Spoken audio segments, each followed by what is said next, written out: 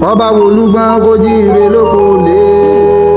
ó wà fìrì mọ̀jú kó jíire níta rẹ̀ bọ́mọ ẹrú ọwá bá ti jíire àbùsébùsé àṣèjì sàmọ́dún ọdún ayọ̀ ló sì máa ṣe kó pẹ́ kó tọ́ kó rówó ló gbà káyé rẹ̀ dára kó súnmọ́ gbogbo bí oyin ọjọ́ àbá kọ́kọ́ bímọ tuntun nílé ayé ẹ̀rín tọ̀yàyà ni wọ́n mú kó ya rẹ̀ lójú kò ní sọjọ́ bí rẹ̀ Adéọlá Ọláyínká tí mi kè ṣì máa gbọ́rọ̀ ẹnu mi ò ní sọjọ́ bí rẹ̀ jẹ́ sùsù lé onílẹ̀ òkun ọmọ olóbì kan wọ́wọ́ ti rí wọ́ ọmọ olóbì kan wọ́wọ́ ti rí wọ́ èyí tó fẹ́ ni awọ̀ sápò ẹni èyí tí ọba fẹ́ ni awọ̀ sínú gbó ẹranko gbogbo àrógún jẹ ọwọ́ jàká òdìrí gbẹ̀dú gbẹ̀dú gbẹ̀dú gbẹ̀dú gbẹ̀dú gbẹ̀dú ọwọ́ jàká òdìrí gbẹ̀fà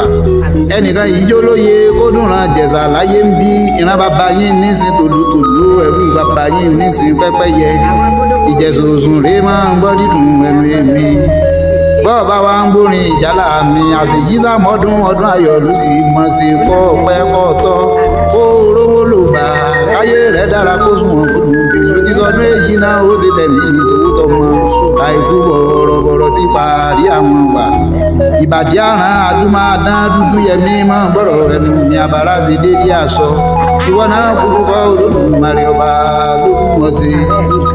máa wá gbórin ìjálá mi ká ló ti sọdún èyí ó ṣe tẹ̀mí ìdòwú tọmọ àìkú bọ̀rọ̀bọ̀rọ̀ ti parí àwọn wà àwọn ọmọ tó bí ó ní kú ìwọ náà ní bọ́sọ̀nù lọ́dọ̀ ọmọ kó ní bọ́sọ̀nù lọ́dọ̀ ọkọ máa gbé kó sẹ àsìkúnlẹ̀ kómúkómú kòrókó gbá gbogbo tó fọwọ́ rẹ sí ò ní yí dànù kò ní sọjọ́ bí rẹ kórìjọ pẹ́ láyé ọba wa ń gbọ́ kíkí tó ń gbọ́ kíkì ìlú